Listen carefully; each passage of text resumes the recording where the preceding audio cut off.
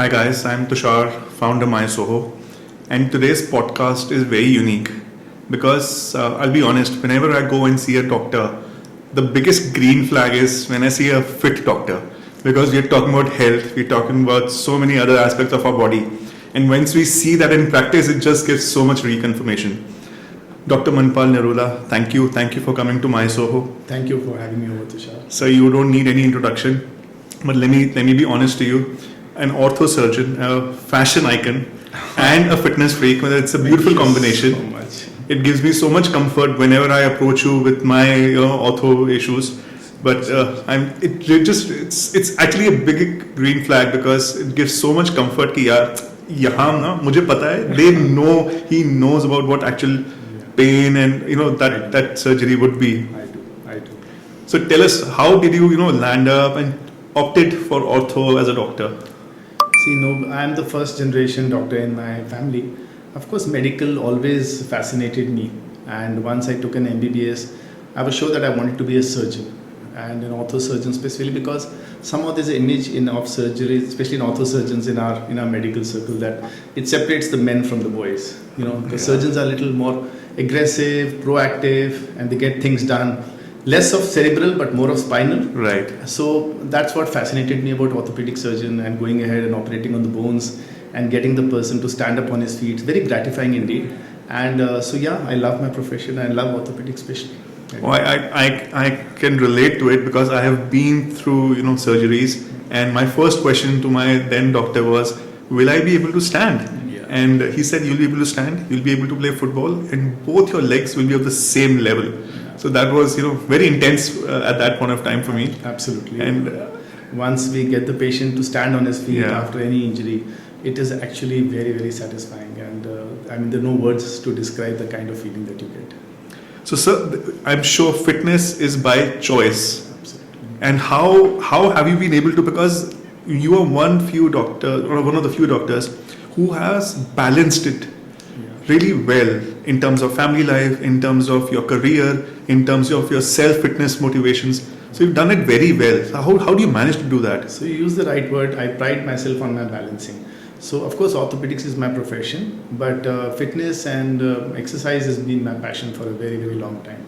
And not to say that I'm not passionate about my profession, but this has been my go-to place. And I always say that my gymming or my exercise has been my journey from distress to de-stress. Like we were talking that there's a lot of inherent stress built up in our profession as surgeons, and we deal with a lot of mental and physical stresses. So once I got into the gymming, exercising, I realized that it's such an amazing let go of the steam. And you get all your great hormones and you're physically active. And orthopedics, I must tell all your viewers that it is definitely, of course, we study a lot in our medical profession, but orthopedics takes a lot of physical effort also when we are operating. We have these long surgeries. I'm a spine specialist also. We have these 8 to 10 hour surgeries where you're standing, and it takes a lot of effort to operate in the physical effort. So yes, all this, the training and the exercise helped me in my profession. And of course, it's a very good emotional booster. Absolutely. I think standing 8 to 10 hours to operate on someone, apart from the the physical aspect of getting that operation done, the mental and the psychology that plays to keep yourself calm, and that actually so you have to be in your top physical and mental care. Absolutely. As inside the OT and outside the OT both. And like I said, like you were just saying that you go to a doctor and you see that he's fit. It gives you a calming influence. Now, I cannot tell my patients, because a lot of our physical ailments orthopedically are to do with obesity and lack of exercise. Call it osteoporosis, call it backaches. So unless I am myself fit and I am myself in good shape, how can I? You can't pour from an empty vessel. So I cannot transfer the message knowingly or unknowingly to my patients without looking the part. So yes, that's how it helped me. Tell us something, doctor. You see so many patients every day. What you have realized in the last many years of practice, that what are the basic setbacks or roadblocks which the patients can solve at their own end, but they have to like you said, obesity and ऐसी चीजें हैं जिनके लिए फिर then they have to suffer. I'm so glad you asked me this, Tushar, because I feel 90% of ailments, and I'm not exaggerating, 90% of ailments can be managed with self-care. When I say self-care, it starts right from the food you eat, the exercise regime that you have, your lifestyle. And we all know about the lifestyle habits and how they are causing havoc in various diseases. But something that has been, I think, underreported or maybe underemphasized is being the mental part. So there are a lot of diseases which are now being traced to as psychosomatic.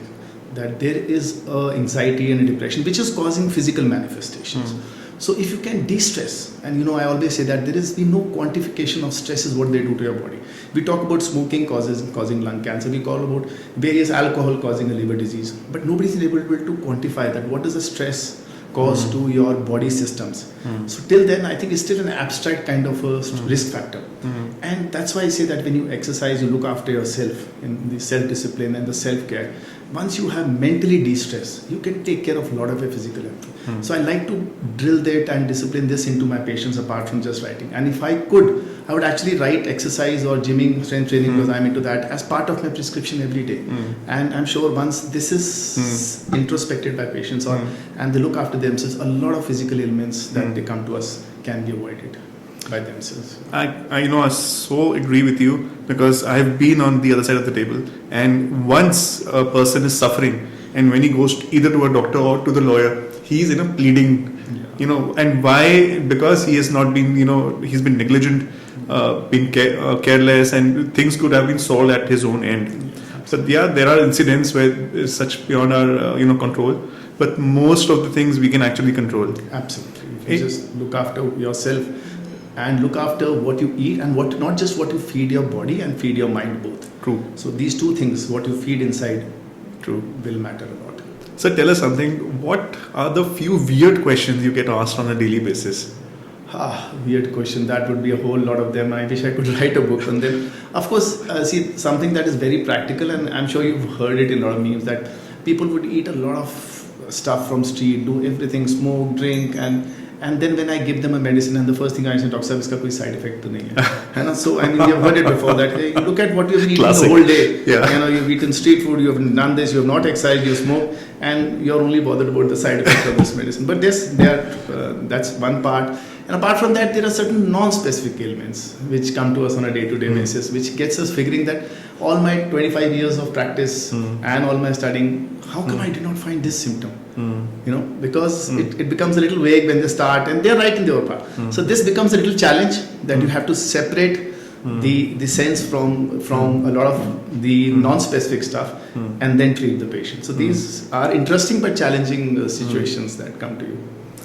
So whenever a patient comes to you, so when we have a conversation regarding a certain ailment or kya hua use, so obviously that patient and his family who's along with them, they are impatient, and they want instant cure, they want everything quickly. How do you see that being different? Because हमारे कहते हैं ना, कुछ होते हैं पढ़े लिखे लोग, and then there's awareness, and then there's civic sense. So, and all these three are not married to each other, especially in our region. Yeah, especially not just in the region, also now with the Google coming in, all the information that they get. So they come to us with a lot of half-baked information.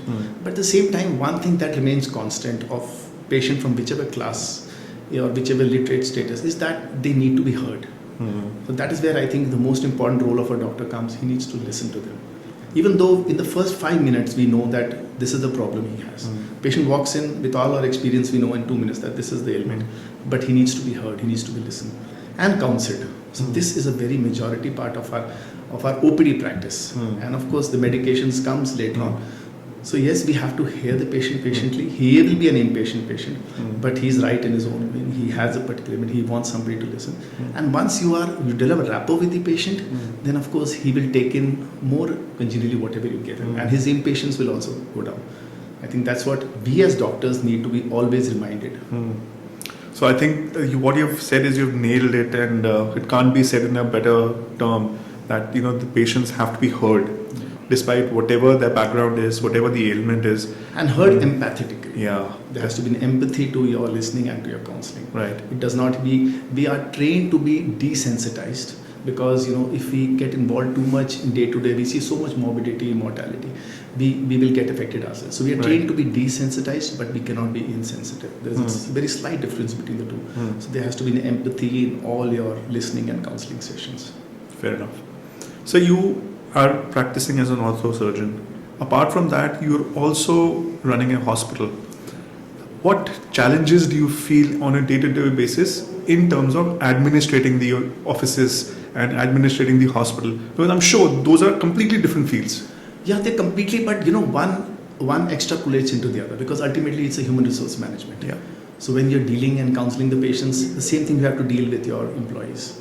And of course, the time factor does take a constraint, does take a hit because we are stretched already with our surgical work, and this comes a little as an extra. But I enjoy doing it because, like I said, it's also about counseling and relating to your employees.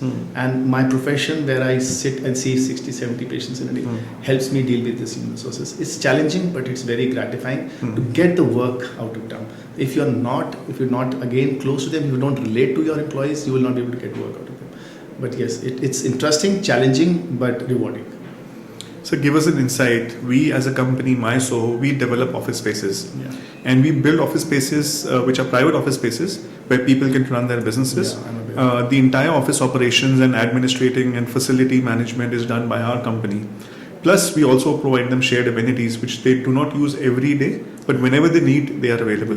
What do you feel? Would doctors appreciate a system like this where they could operate their OPD clinics? Absolutely. We were just having this conversation and I believe it's a brilliant idea. You know the concept of polyclinics where doctors get their own spaces and yet they're part of one setup where there's a common reception, common diagnostic, and they can work in their own privacy of the chambers, yet there is an interpersonal, because in our medical profession, one thing also that you must be aware, which is different from other office spaces, that there is an interdepartmental referral. So, one doctor, if I comes to an orthopedic problem, he has a blood pressure, I would refer it to my physician, and it helps that the physician is sitting next door. So there is a walk-in and there is a lot of interpersonal referral. So a polyclinic is always a brilliant concept. Shared amenities, yet have their own private spaces and a common diagnostic. And I think this is, and of course, then you can take attachments to the hospitals where you can operate. It does not have. So this is a very brilliant concept. It is still gaining popularity, and I think there's a lot of scope for this. Because if I remember correctly, during COVID days in 2020, 2021, we developed this thought called MySoho Clinic. Yeah. The challenges we faced at that point of time was when the doctors were only willing to occupy a certain space during a certain period of the day. Slot. And that slot was in demand with most of the doctors. And the other slots were going vacant.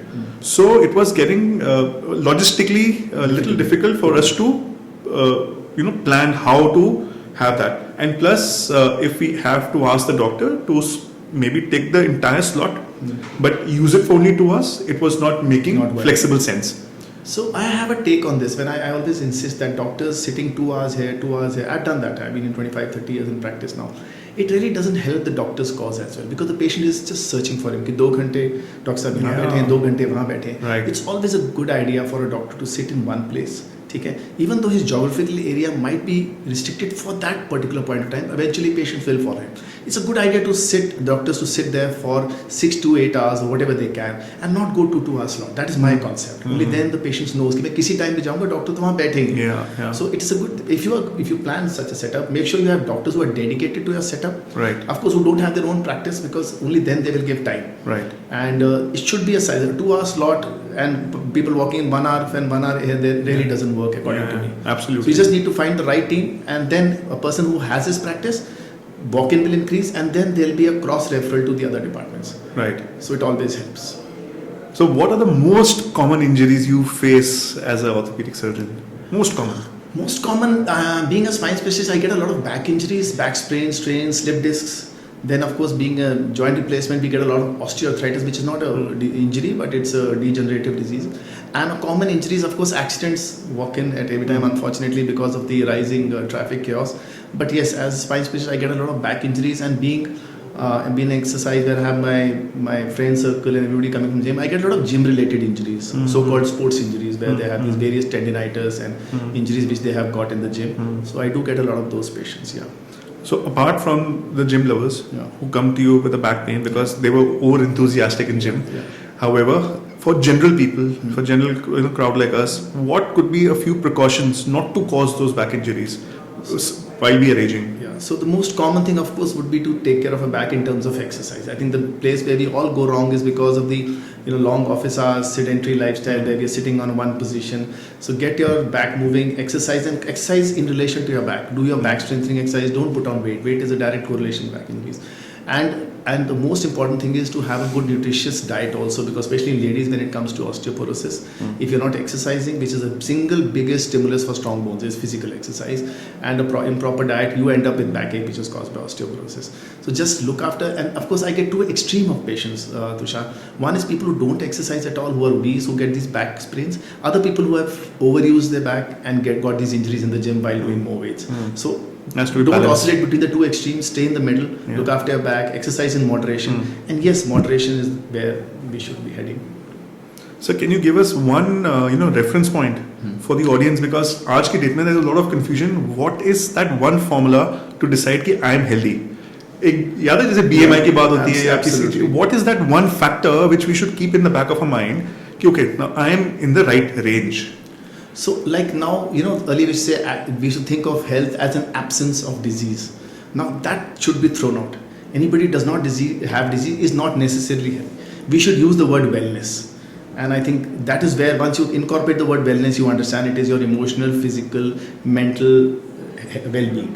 So if you are sleeping well, eating well, exercising, and like you said, balancing your social life, your work life, your exercise, if you're able to do all that very smoothly without any major hiccups, you are in that 5%, 10% where you will be considered as a wellness prototype. So stay in your wellness spectrum, and I think you would not have any problems here. I think that's a fantastic way to describe, because people fall in for the wrong parameters, and they are clueless eventually. So you should, yes, the blood parameters go for your regular checkups, but I think there is too much overemphasis on blood investigations, going to a doctor. If you know what wellness really means, you would know inside you that you are healthy. You might be a kg or 2 or 5 kg or 2 overweight, but you can still be very healthy. Or you could be having a six-pack and yet be very unhealthy. So understand what wellness, it is different from absence of disease. That's a big takeaway for today, that how people should perceive health. So what are your daily habits? My daily habits. See, I'm an early morning riser and I exercise in the morning, and I go straight to the gym, and first 1.5 hours, that's my nirvana, my bliss. Like I said, journey from distress to de-stress. So I start with the de-stress before I hit the distress. And that kickstarts my day. So a morning workout, I think, is a very important part. And then from there, I straight away come to my clinic. I have an 8 to 10 hours work routine, sometimes goes further. I do my surgeries, do my OPD, and come back. And like I said, I do have an active social life. So, and I always also believe that, you must have read that report where they said that the factor for the longevity of happy life is your social. So don't forget that. It's end of the day, you want to be with your friends, with people who you want to spend time with. That should be a very integral part of your routine, because that completes your day. So yes, I come back home, rest a bit, and then go out, meet up my friends, and of course go home little. I sleep a little early because I have to get up very early morning. But I try to fit in all these in, and that's a day well spent for me. That's fantastic, sir, because these basic conversations we hardly get to hear from doctors, and it's fantastic to have you tell us all these. These are hacks. These are simple mantras which people forget. And wellness is just got stuck into my mind, that how we can integrate that into our lifestyle, and usko socho how you are feeling that within, and you would know how you're feeling. If you're not too stressed out, you're happy. That's 80% of it. You should just be happy doing what you're doing. So one question I always wanted to ask you: if given a choice, would you be a doctor again? Absolutely. I don't even have to think second. I would be a doctor, though I might alter my work routine a little so that I'm a little less stressed out as far as time goes. If I have to relive, I would become a doctor, become an orthopedic surgeon. Exactly, I won't change my line. But probably I would retrospectively try to keep myself a little more relaxed in my routine and not stretch myself too much, which I have done in my past life. So I think with that, we will not talk about medical line right now. I have a small, game, which these are 50 odd cards. Oh my God. And they all have different questions. So 50 questions. Okay. But I'll let you shuffle them, pick up any 5 of your choice, and let's see those random questions and how it comes to you in your life. Any five. Any five? Any five. This feels like a lottery, huh? Or It could be or anything. a It could be death knell, or a anything. death knell, yeah. So these are five. Sure, I know sir. what they mean. Yeah. So let's go ahead with one by one. So I'll have to read it. I'll need Yeah. the specs.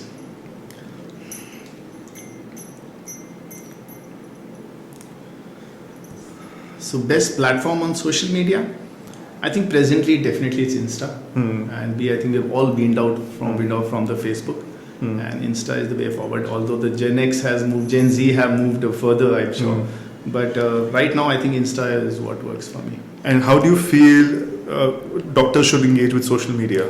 You cannot live in isolation. I started this pretty late in my career, but you cannot isolate if you have to. And it's not just about getting business, which people feel. It's distribution of knowledge. After all, see, you and me are sitting here. How many people would I want maximum people? How many of us would listen? But social media gives you a platform where you can distribute your knowledge, your experience, all that, so that others gain from your mistakes as well as from the learnings. Yeah. So I feel that's the best platform, and any profession, but doctors specifically, because they have a lot of valuable information. Okay? We are not just creating reels, memes just for the heck of it or to get publicity. We are distributing knowledge, which we cannot do in our day-to-day work. So I talk about a spine problem. I know suddenly that 2,000, 3,000, 5,000 people are listening to my. So yes, it is a very important platform for doctors. Perfect, sir. Perfect. Instagram. What was your first salary amount? Oh my God, this is a very embarrassing question for any doctor, because we in our profession start on a very meager amount, and we climb the ladder very slowly but surely. So I remember as an internship we were paid 1,500 or 1,600 rupees per month. This was my first salary that I remember. So this kind of khulasa, it's very critical for people to understand that medical line is very tough. Everybody has. It's not just Yeah. having studying for 16, 18 hours and working for 48 hours, 72 hours at a stretch. That is a long story. Yeah. But you start on a mega amount and you start earning little late in life, because you have to study for a very, very long period of time. By the time you are in your late 20s, 30s is when you actually start climbing the salary. And even so, if you are starting to earn a substantial amount later, so that really talks about how a doctor needs to be patient, consistent, ethical. All the factors come into picture. And a lot of perseverance. Oh, yes. Because it takes a lot of effort to stick to. Sometimes it does become a little frustrating, but it's very rewarding and gratifying end of the day. Yeah, true. I think the reward is not. It can't be quantified in terms of money at all in our profession, which is actually we don't. I mean, it's not that to say that we don't get paid well, but that is not the gratifying one. It is the satisfaction to see a patient get well. Because it's a very common misunderstanding what people believe that ekdam se a person just becomes a big bank balance immediately. No, not at all. So it in takes our profession, time. it's a very long, tedious, hardworking life, and you have to be ready for a lot of hardships when it comes to medical profession. True. Great, sir. Thank you for sharing. How many times have you thought of giving up? So I don't give up. I give in. That's my concept. In the sense, if I'm not able to overcome a challenge, or if I'm not able to clear an obstacle, or if I'm not able to even fight with my own thoughts about something, I give in and go with the flow.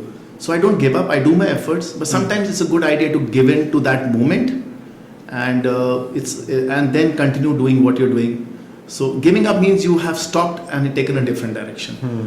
I don't believe in giving up, but it's a good idea to give in once in a while when you get too worked out.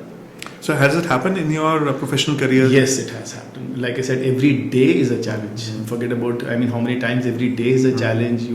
You end up, it could be a bad surgery day, it could be a bad leadership day.